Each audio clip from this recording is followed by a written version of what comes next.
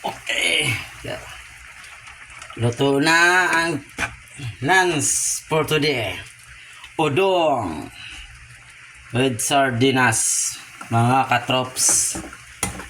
Sino pa po yung nakakain na ng udong? Ang nakakalam lang nito ay mga Bisakol, mga Bisaya. And guys, yan na mga kabakay. Lutong na, luto na. Pwede na siyang patayin.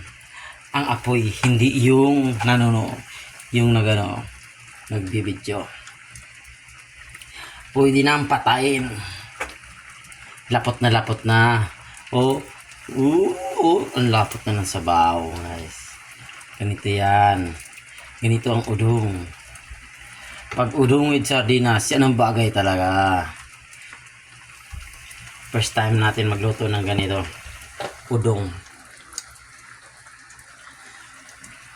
Okay. Thank you. Babo.